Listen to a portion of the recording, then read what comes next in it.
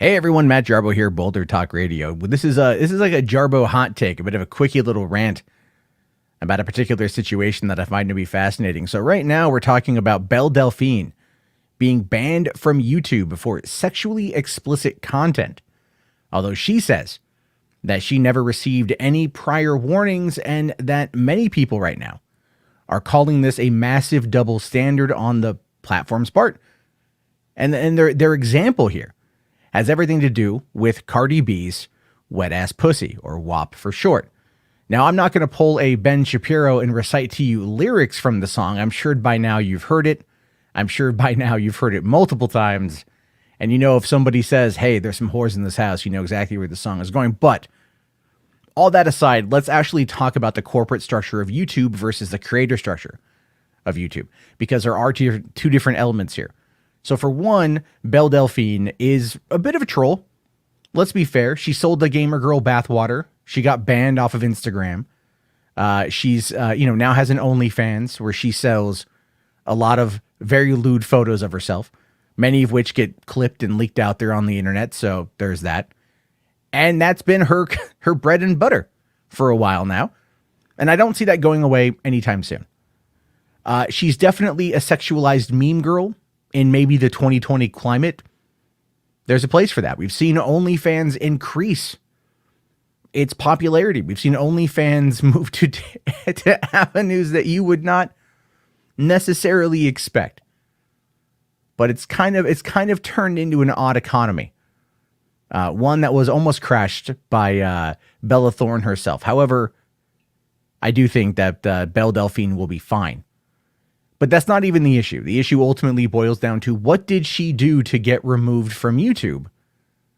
And why isn't Cardi B's WAP held to the same standard? Well, all things considered, there's always been sexual content on YouTube. You can look up nude yoga. You can look up how to give yourself a bikini wax that is exceptionally graphic. I don't know if those videos are still around, but they were a couple of years ago.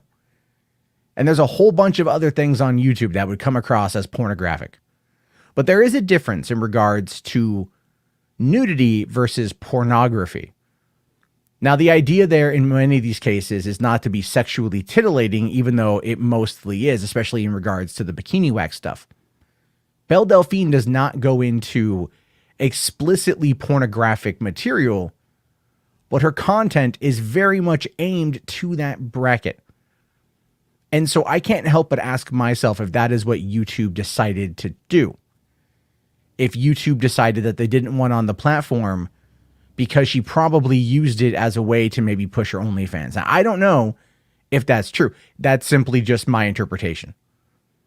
So, okay, fine. Should she have been banned? The answer to that is simply no. She shouldn't have been banned. But there's a difference here between Cardi B's Wet Ass Pussy versus Belle Delphine and her content. Now, the way that it works in regards to musicians, specifically larger media brands in general, is that YouTube will allow them to come on in and sell their own ads, right? Or to sell their own ad buys to brands. Those brands will then work with that company or that channel directly. YouTube takes their cut, their 55% cut or 45% cut. And then the rest is paid to the content creator. There's no AdSense. Therefore, Google is not responsible. And that is actually something that earlier this year, towards the end of February, that was being floated around by YouTube itself by allowing content creators to sell ad space on their own channels, to go to brands directly, bypassing Google's AdSense system, which has already taken a massive shit in 2020. We know this.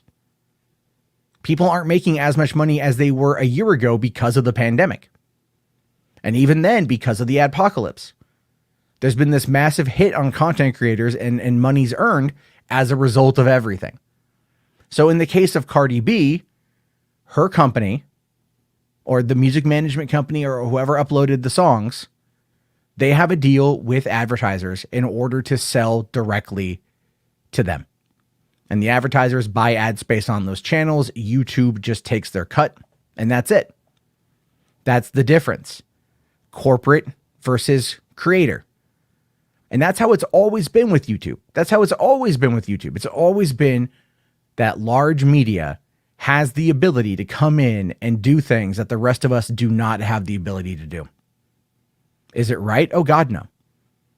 No, YouTube should offer up the ability for all content creators to sell to brands directly.